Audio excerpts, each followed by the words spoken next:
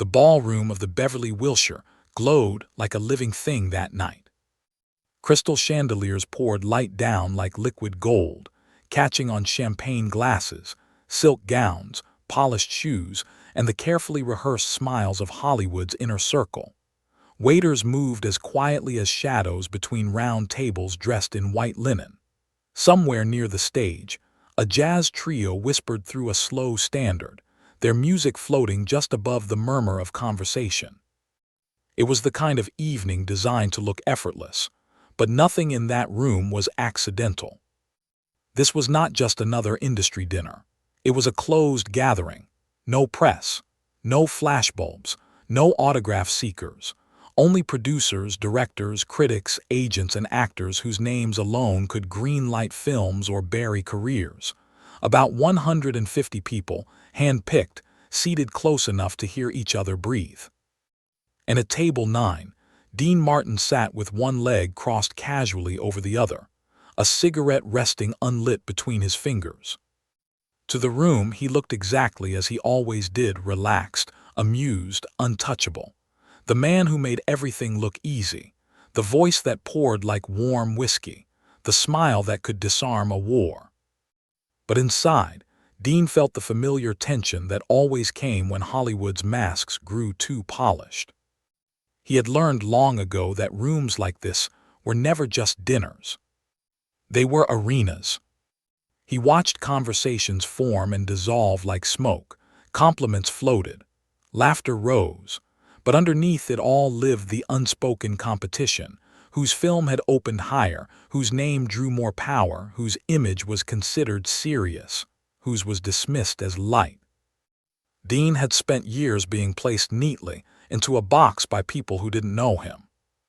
The crooner, the charmer, the entertainer, the man who made it look like nothing ever cost him anything. They never asked what it took to make ease look effortless. Across the room, Marlon Brando stood near the bar. Even before someone whispered his name, his presence bent the air around him. He wasn't loud. He didn't need to be. There was a gravity to him, a coiled stillness, the kind that made conversations lower by instinct when he walked past. Marlon Brando had become, in many eyes, something close to sacred. The embodiment of serious acting, the destroyer of old styles, the man who made vulnerability dangerous. Where Dean Martin was associated with music, laughter, and charm, Brando had been crowned the symbol of depth, struggle, and artistic rebellion. They were not enemies. They were not friends. They were two men who had been turned into symbols by other people. And symbols, Dean knew, were often forced to compete even when the men inside them never chose to. The host of the evening, a powerful producer with silver hair and a smile sharpened by decades of negotiation, stepped onto the small stage near the band. A spoon tapped a glass. Once, twice, the room softened into attention. Tonight, the producer began, spreading his hands, is about craft, about legacy, about the men and women who have shaped this industry in ways history will never fully capture. A polite wave of applause followed. We're not here for speeches, he added, smiling. We're here for conversation, honest ones. Dean felt his shoulders loosen. Honest ones were rare in rooms like this. The producer gestured toward the bar. Marlon, would you join me for a moment? A ripple passed through the guests as Brando detached himself from his circle and walked forward. His steps were unhurried, grounded. He didn't smile for the room. He acknowledged the host with a nod and accepted the offered microphone. People here, the producer said, would love to hear your thoughts on where Hollywood is going, and maybe who you think truly represents what acting should become. It was meant to be flattering. It was also a trap. Dean leaned back slightly in his chair. He'd heard this kind of invitation before, a chance to draw invisible lines between real artists and entertainers, between those who were praised for depth and those quietly dismissed as decoration. Brando looked out over the audience. 150 faces, some warm, some guarded, some already anticipating a headline they'd repeat later. His gaze moved slowly. Then it stopped. It landed on Dean. Not sharply, not cruelly, but deliberately. Brando inhaled once, as if weighing something. Hollywood, he said, voice low but perfectly carried, is obsessed with comfort. A few people nodded. With repetition, with the same faces playing the same feelings, dressed up in new costumes. A few more murmurs of agreement. We reward what feels safe, what doesn't challenge the audience, what does demand transformation. Dean didn't move. He didn't blink. He had learned to let words finish themselves. Brando shifted his weight slightly. And sometimes, he continued, we confuse popularity with substance. The air changed. Not dramatically, but noticeably. Being liked, Brando said, is not the same as being honest. Now several people glanced instinctively toward Dean's table. Brando's eyes didn't leave him. There are performers, he went on, who are very good at being charming, at being smooth, at making the room comfortable. Dean felt the tiniest tightening in his jaw. But comfort, Brando said, is easy. Anyone can learn it. Depth is something else. The silence thickened. Depth costs, Brando continued. It breaks you. It rearranges you. It forces you to meet parts of yourself you don't want the audience to see. He paused. And then, without raising his voice, he said it. Some men in this industry are not actors at all. They are hacks who have learned how to hide behind charm. No name. No pointing. No need. The room knew exactly who had just been placed on that invisible stage. 150 people sat inside a silence that no longer felt polite.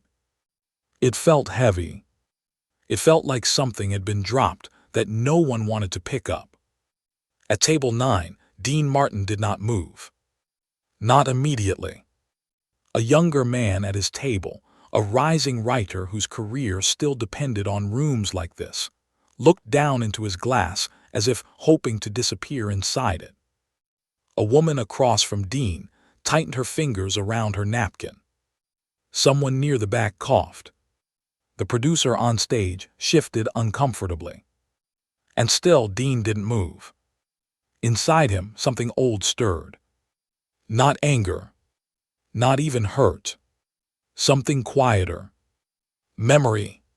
He saw himself years earlier standing outside clubs that didn't want him, heard the laughter when he was told he didn't look like a real singer, felt the closed doors, the polite dismissals, the raised brows when he dared to act. He remembered how hard it had been to build a career on warmth in an industry addicted to edge. How often kindness was treated like weakness. How often lightness was confused for emptiness. Brando handed the microphone back to the producer. The applause that followed was scattered, uneven, unsure of itself. Brando stepped down from the stage and returned toward the bar, already being intercepted by men eager to align themselves with whatever they believed seriousness meant. The host cleared his throat and signaled the band. Music returned. Conversation tried to resume. But something had shifted. Eyes kept sliding toward Dean. Waiting. Measuring. Some expected a joke. Some expected a walkout.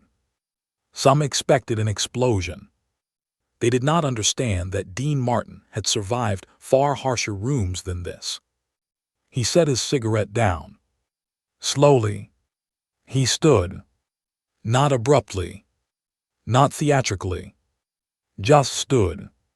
Chairs scraped softly as people adjusted to see him. Dean buttoned his jacket. And still, he did not look at Brando. He didn't look at the stage. He looked down at his hands. The same hands that had shaken 1,000 strangers. The same hands that had held microphones, scripts, glasses, and once, the small shaking fingers of a child asking him not to leave a hospital room. When he lifted his eyes, there was no smile on his face. But there was no anger either. He turned slightly toward the host. "May I?" he asked gently. The producer looked startled, then relieved. "Of course, Dean." A microphone appeared in his hand. He did not step onto the stage. He didn't need to. His voice had always known how to reach people without help. "I wasn't planning on speaking tonight," Dean said quietly. The room leaned without realizing it. "But I think maybe this is one of those moments where silence becomes a kind of agreement." He let that settle. "I've been called many things in my life," he continued. "Most of them behind my back, some of them to my face. Entertainer, crooner, lightweight, product." A few uncomfortable smiles surfaced. "And sometimes," he said, "hack." No reaction. No defensiveness. Just the word, placed gently on the table between them. Dean turned then. Not sharply. Not accusingly. He looked toward the bar. Toward Marlon Brando. And something in his posture made the entire room still. Not because he demanded it, but because he didn't. "Depth," Dean said, "is not owned by pain." Brando did not move. "Transformation," Dean continued, "is not proven by how much you suffer in public." He took a breath. "Some of us learn to survive by becoming hard," he said, "and some of us learn to survive by becoming kind." A faint ripple moved through the guests. "One way is not braver than the other," Dean said, "and one is not emptier." He glanced briefly around the room. "Every man here is carrying something," he went on. "Some of us learn to turn it into fire. Some of us learn to turn it into warmth." Then his eyes returned to Brando. "And neither," Dean said softly, "is fake." You could hear the band's pianist breathing. "I don't believe in rankings of souls," Dean continued. "I don't believe in dividing artists into the deep and the shallow. I believe in whether or not someone makes another human being feel less alone." He lowered the microphone slightly. "If someone laughs," he said, "and their shoulders drop for the first time that day, that's not nothing. If someone hears a song," he continued, "and remembers a person they loved, that's not empty. If someone walks out of a theater lighter than they walked in," Dean said, "that's not a trick." He paused, then added gently, "and it's not easy." No applause yet. Not because they didn't want to. Because no one wanted to break the moment. Dean's voice softened further. "Marlon," he said, using his name for the first time, "you've moved people in ways I never could, and I respect that." A few people inhaled. "And I hope," Dean went on, "that one day you'll believe that I've done the same in ways you never will." He nodded once. Not in victory. Not in defiance. In acknowledgement. Then he handed the microphone back to the producer. And sat down. The silence that followed was not heavy. It was full. And somewhere inside it, something in that room had begun to crack open. Not yet applause. Not yet resolution. But something far more dangerous to pride. Reflection. Across the room, Marlon Brando stood still. And for the first time since he had spoken, he did not look untouchable. He looked human. And that was where everything truly began. The room never really recovered. People tried to laugh again, tried to lift glasses, tried to pretend the evening had returned to what it was supposed to be. But something invisible now moved between the tables, threading through conversations, slipping into pauses, pressing itself into every polite smile. Dean Martin's words had not exploded. They had settled. And in Hollywood, nothing is more dangerous than a truth that refuses to leave. Across the ballroom, Marlon Brando remained at the bar longer than he'd planned. Men came. Compliments followed. A producer slapped his shoulder and praised his fearlessness. A director murmured something about finally saying what needed to be said. Marlon nodded, accepted the approval. But he did not smile. Because something about the way Dean had spoken, not loudly, not angrily, not defensively, had unsettled him in a way no criticism ever had. There had been no duel. No verbal blade. Just a mirror. And Marlon Brando had spent most of his life breaking mirrors. He lifted his glass but did not drink. Across the room, Dean sat again at table 9. The people around him spoke too quickly now, too carefully, as if volume might protect them from what had just happened. A young actress leaned toward him, her voice soft. That took courage. Dean smiled faintly. No, it took time. Because courage flares. Time reshapes. And Dean Martin had been reshaped more than anyone in that room knew. When the evening finally dissolved, when coats were fetched, when chauffeurs appeared, when the music thinned and the last glasses emptied, the guests carried the moment out with them like something unfinished in their pockets. Hollywood ran on unfinished things.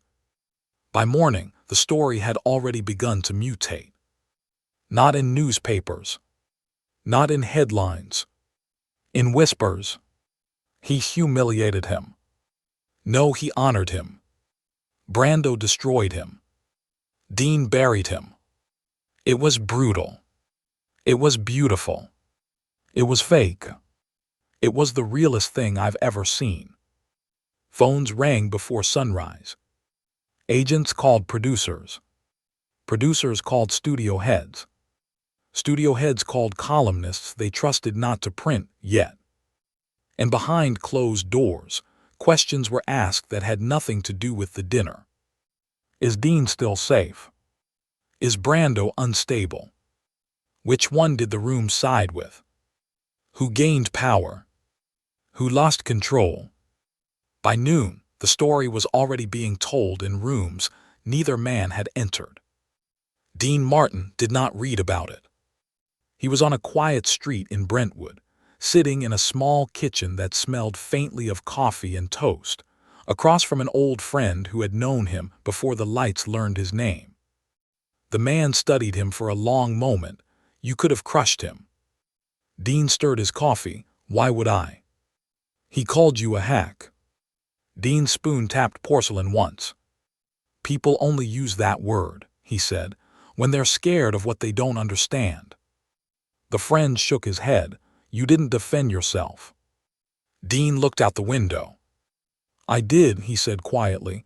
I just didn't attack.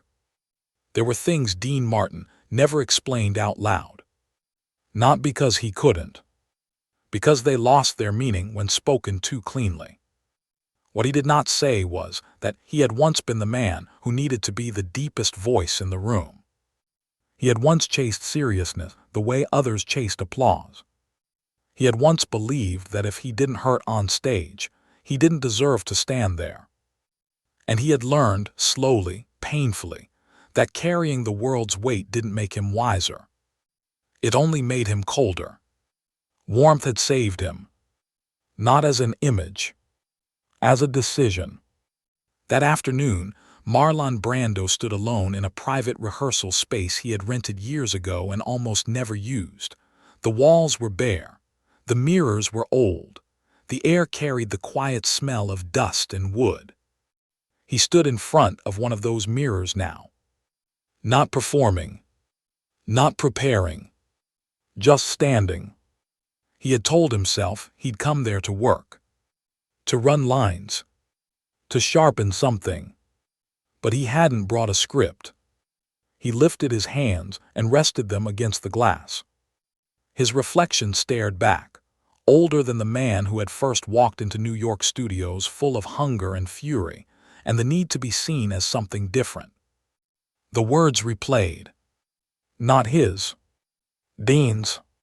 I don't believe in rankings of souls. It irritated him. because it disarmed the entire ladder he had spent his life climbing. If there were no rankings, what had he been fighting? He turned away from the mirror, pacing once, twice. He had meant to expose something. He had meant to draw a line between art and comfort. He had meant to provoke. Instead, he had been answered. And not with intellect, with humanity. That evening, Marlon declined 3 invitations. He sent his assistant home early. He sat alone with a bottle he did not open. And for the first time in years, he wrote nothing. No notes. No theories. No manifestos about acting. Just one sentence on a blank page. Why did that bother me? The next days were worse. Because Dean Martin did not respond. No interview. No statement. No follow-up performance. No joke. No attempt to control the narrative. And Hollywood did not know what to do with silence. A columnist finally tested the waters with a carefully worded piece about creative tensions between contrasting philosophies of performance. It named no insults, quoted no sources. But it framed the dinner as a clash. And clashes demand sides. Invitations shifted. Projects were quietly reconsidered. One producer who had publicly praised Brando found himself suddenly very interested in a film Dean was circling.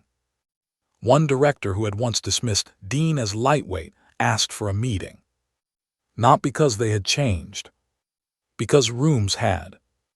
And rooms decide careers more often than audiences ever do. Dean noticed, not with satisfaction, with concern. He had not spoken to move power. He had spoken to remove it. And power does not like being reminded it is unnecessary. One afternoon, as Dean walked out of a small recording studio after an unannounced session, a young reporter finally crossed a line no one else had dared. "Do you think Marlon Brando owes you an apology?" Dean paused. The sidewalk hummed with traffic. A camera hovered at a careful distance. "Owes," Dean repeated. He thought for a moment. "No," he said, "he owes himself honesty, same as the rest of us." He tipped his hat gently and walked on. That answer spread faster than the insult. Because it didn't feed anyone. It starved them. Marlon heard it that night. He was in a screening room, alone again, watching dailies he barely saw. The assistant hesitated before repeating the quote. Marlon said nothing. The screen flickered. Actors cried. Actors raged. Actors suffered beautifully. And none of it moved him. "Leave it," he said suddenly. The projector clicked off. The room fell into darkness. He remained seated. And in that dark, something he had avoided for decades surfaced. Not doubt about his talent, but doubt about his armor. Because he had built himself as the opposite of men like Dean Martin. And Dean had just shown him that the opposite was not an enemy. It was a choice. 3 nights later, Marlon Brando walked alone into a small jazz club that did not advertise names. He sat in the back. No entourage. No reservation. Just a man and a drink he barely touched. The singer that night was not famous. She sang softly. Her voice shook. Not from fear. From memory. Marlon watched the room change around her. Not erupt. Soften. Shoulders lowered. Hands stilled. A couple in the corner leaned into each other without realizing it. And suddenly, painfully, he saw what Dean had been talking about. Not comfort. Connection. Not ease. Relief. When the song ended, the applause was gentle. Grateful. Human. Marlon did not clap. He could not. Because something in his throat had closed. He left before the second set. walked until the streets were quiet, and for the first time since his early years, he felt something he had almost forgotten. Not superiority, not rebellion, uncertainty, the kind that doesn't weaken you, the kind that opens you. Across the city, Dean Martin sat on his terrace as night gathered, the hum of Lowe's angels stretching below him like a distant sea. He did not know where Marlon was. He did not know what was turning. But he felt it, because some rooms don't end when you leave them. They move. And somewhere between pride and reflection, a door had begun to shift. And neither man yet understood what would step through it. Hollywood is very good at pretending nothing matters. A new premiere arrives, a new scandal rises, a new face fills the magazines, and whatever trembled yesterday is supposed to disappear under today's noise. But some moments don't vanish. They wait. Nearly 2 weeks passed after the dinner, and still the room followed both men like a shadow. Dean Martin felt it in ways no headline could show. A hesitation before invitations, a carefulness in laughter, a new softness in how strangers spoke to him, not kinder but watchful, as if they were no longer sure which Dean Martin they were allowed to see. He continued his days as always, recording sessions, script meetings, quiet lunches with people who had known him before the suits grew expensive, but something had shifted beneath the rhythm. He was being studied now, not as a performer, as a presence. Meanwhile, Marlon Brando's world was tightening. He still worked, still attended meetings, still spoke about projects and ideas and truth. But the words no longer settled where they once had. Something in him had lost its grip. He found himself irritated by praise, restless in rehearsals, distracted by silences, because Dean's calm had not challenged his talent. It had challenged his story. And Marlon Brando's greatest fear had always been becoming a character he could no longer rewrite. The call came on a Thursday night. Dean was at home, sleeves rolled, alone in the kitchen with music playing low from a small radio, when the phone rang. He did not recognize the number. He almost didn't answer. But something in the timing felt deliberate. "Dean Martin," he said. There was a pause on the other end. Then a voice he knew far too well. "Dean, it's Marlon." The name didn't strike him. The silence did. "I hope this isn't a bad time," Marlon added. Dean turned the radio off. "No," he said simply, "it's not." Another pause. Not the kind filled with uncertainty. The kind filled with restraint. "There's a place on Sunset," Marlon said. "Closed right now. I rent it sometimes. I was wondering if you'd meet me." Dean leaned lightly against the counter. No reporters. No producers. No stages. Just two men. "When?" Dean asked. "Now," Marlon replied. The drive was quiet. Dean did not rehearse. He had learned that when people finally ask for honesty, preparation often ruins it. The place Marlon mentioned was an old restaurant no longer open to the public. Its windows were dark. Its sign had been taken down. Only a single light burned inside. Marlon opened the door himself. No jacket. No entourage. No performance. He looked thinner. Not physically. Something else. They stood for a moment facing each other in the doorway. Not rivals. Not legends. Just men who had both spent decades being watched. "Thank you for coming," Marlon said. Dean nodded once and stepped inside. The place smelled faintly of old wood and citrus cleaner. Tables were stacked at the edges. Chairs rested upside down. The bar was bare except for 2 glasses and a bottle of water. No alcohol. That more than anything unsettled Dean. Marlon gestured toward a small table near the back. They sat. For a long moment, neither spoke.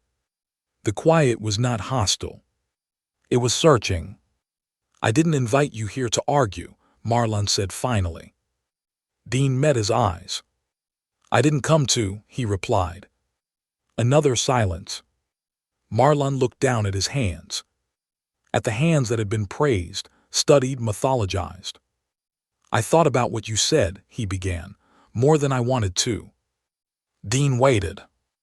"I've spent my life," Marlon said, "building myself against something, against comfort, against what I believed was emptiness, against men who didn't work the way I worked." Dean did not interrupt. "And suddenly," Marlon continued, "you stood up and none of it applied." His jaw tightened slightly. "You didn't defend your work. You didn't challenge my ideas. You didn't even accuse me." He shook his head once. "You made me irrelevant." Dean's brow softened. "I didn't mean to," he said. "I know," Marlon replied. "That's what makes it worse." He looked up. "I called you a hack," he said plainly, "and you answered like a man who didn't need to be anything." The words landed heavy. "Why?" Marlon asked. "Why didn't you tear me apart?" Dean considered him. "Because this was not a performance. This was a wound." "Because," Dean said, "if I tore you apart, I'd be protecting something in myself, and I didn't feel the need." Marlon exhaled slowly. "I built my whole identity," he said, "on being the man who didn't need approval." He laughed quietly. "And I realized after that dinner, I don't know who I am without opposition." Dean leaned back slightly. "That's a dangerous place to live," he said. "You end up needing enemies just to recognize yourself." Marlon looked away. For a long time. When he spoke again, his voice was lower. "I don't sleep," he admitted. "I don't sit in rooms anymore without measuring them. I don't hear people without sorting them. Serious, not serious. Worthy, not worthy." He looked back. "And I don't remember the last time something made me feel light." The word surprised them both. Dean felt it. That crack. That moment when a man accidentally tells the truth. "You think light is the absence of weight," Dean said. "It's not. It's what lets you carry it." Marlon swallowed. "You really believe that?" "I live that," Dean said. Marlon leaned back, staring up at the dark ceiling. "I was wrong about you," he said. Dean didn't answer. "I wasn't wrong about acting," Marlon added quickly. "About depth, about transformation." "I didn't ask you to be," Dean replied. Another silence. Then Marlon spoke words no one had ever expected from him. "I don't know how to stop." Dean looked at him. "Stop what?"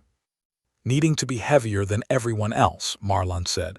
"Needing to be the most damaged man in the room, the most serious, the most real." His voice tightened. "It's exhausting." The word echoed. Exhausting. Dean felt the room change. This was no longer about an insult. This was about survival. "You don't stop by becoming lighter," Dean said. "You stop by becoming honest." Marlon's jaw worked. "And what's honest for you?" he asked. Dean looked down at the table. For a moment, he was not Dean Martin. He was Dino. "I was angry for a long time," he said quietly, "at the world, at myself, at what I lost, and I was good at turning that into something people called depth." Marlon watched him closely. "But it didn't make me kinder," Dean continued. "It didn't make me freer, it made me smaller." He lifted his eyes. "I chose warmth," he said, "not because it was easier, because it was harder." Marlon frowned slightly. "Harder?" "Yes," Dean said, "because it asks you to stay open when it would be simpler to close, to forgive when it would be cleaner to dominate, to lift when it would be faster to cut." Marlon was very still now. "And because," Dean added, "it doesn't protect you." Silence stretched. The old restaurant seemed to breathe around them. "I don't know how to do that," Marlon said finally. Dean stood. Not dramatically. Just stood. And stepped around the table.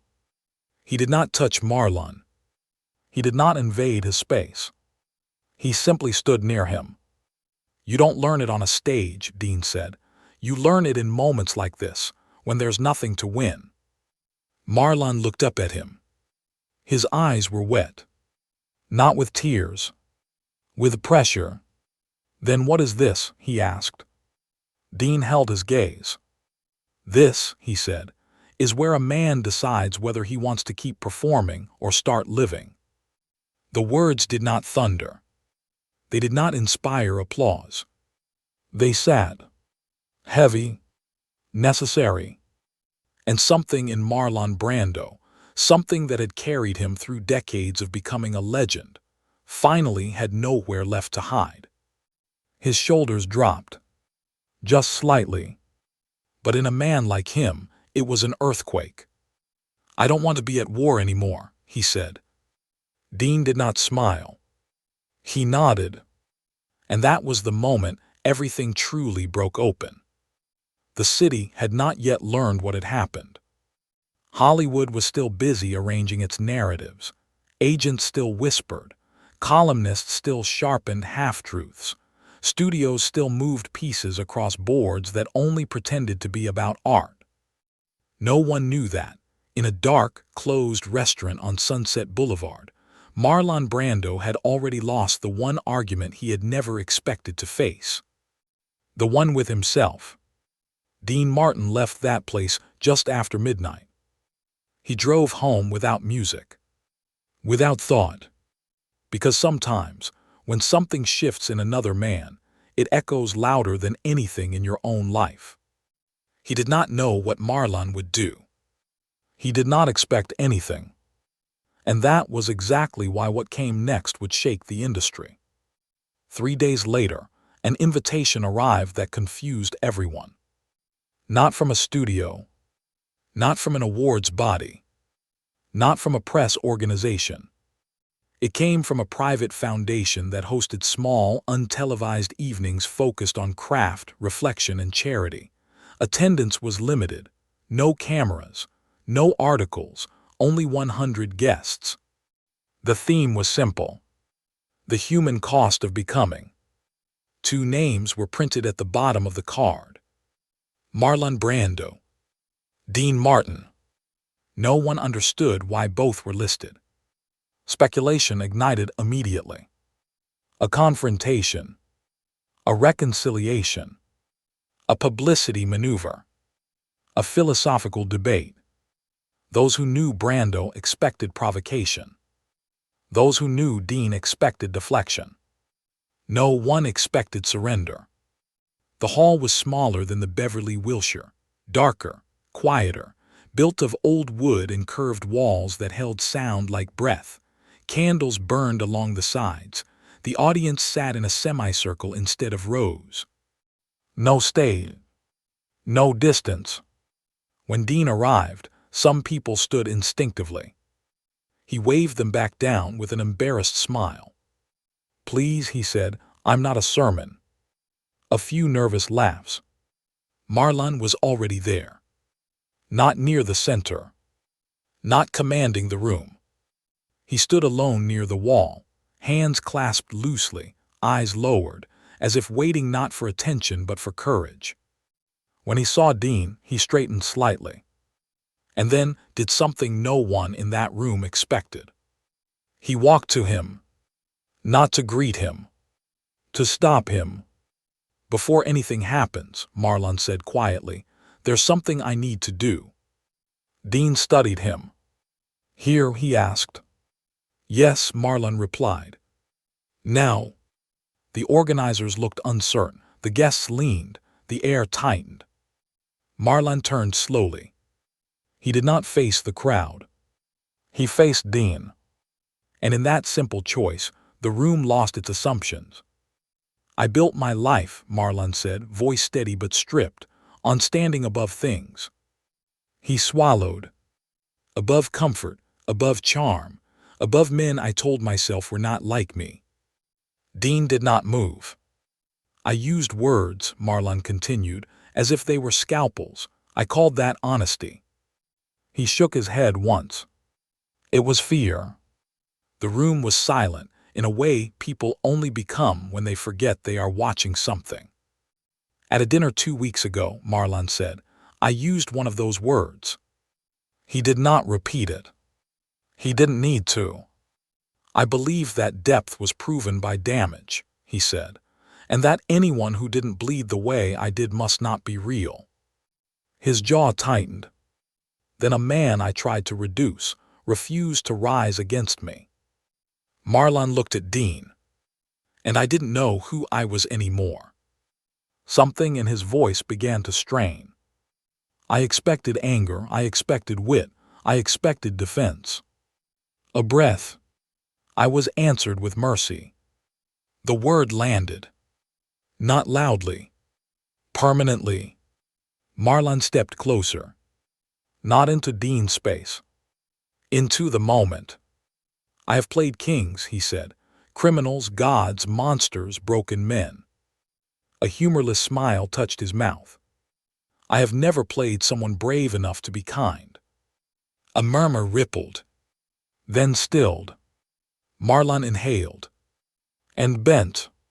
Not slowly. Not symbolically. His knees touched the floor. A collective sound escaped the room. Not shock. Recognition. Marlon Brando, the untouchable, was kneeling in front of Dean Martin. Not theatrically. Not to be seen. Because he could no longer stand where he had been. I will not apologize to protect my pride, Marlon said, voice low, eyes lifted. I will apologize to abandon it. Dean's face changed. He reached instinctively forward. Marlon. Please, Marlon said gently, let me finish. His hands rested on his thighs. I spoke about depth as if I owned it, he said, and I used that lie to make another man smaller. He met Dean's eyes fully. I was wrong. The words were not loud. They did not tremble. They did not perform. They simply existed. I was wrong about you, Marlon said, and I was wrong about what makes a man real. Silence wrapped the room. Dean Martin, he continued, you stood in front of me with nothing to defend and showed me something I did not know how to be. His voice finally broke. Free. A tear did not fall. It hovered. Waiting. I'm sorry. The words left him without armor. And stayed. Dean did not let him remain there. He stepped forward and took Marlon's arm. Don't, he said quietly. Marlon looked up. You don't honor warmth by kneeling to it, Dean said. You practice it. He pulled him gently up. They stood face to face. Not legends. Not philosophies. Men. I never needed an apology, Dean said. I needed you to survive yourself. Marlon closed his eyes. And in that moment, something in him collapsed that no role had ever touched. They did not embrace. They did not pose. They stood close enough that the room felt like an intrusion. Dean turned then, addressing the audience only because he had to. We spend our lives, he said, trying to be heavier than each other. He gestured gently between them. And we forget that weight is not what makes something meaningful. He looked back at Marlon. Light does, he said. The event did not end in applause. It ended in stillness. People left differently than they arrived. Quieter, less certain, more awake. In the days that followed, no official story appeared. No press release. No interview. But something undeniable spread. A change in how men spoke. A hesitation before cruelty. A new curiosity about gentleness. Marlon Brando canceled a project he had been using as a shield. He took time no one understood. He disappeared not into isolation, but into classrooms, rehearsals, conversations where he did not lead. Dean Martin returned to his work. But people noticed something else. He stayed longer after shows, listened more, laughed less loudly, held silences more gently. And once, months later, when a young actor asked him what the most powerful moment of his career had been, Dean did not mention a film, a song, or a stage. He said, the day a strong man learned he didn't have to be hard. Because sometimes the greatest performances are not given. They are surrendered. And somewhere between pride and mercy, two men stepped out of the roles the world had written for them and became something far rarer. Human,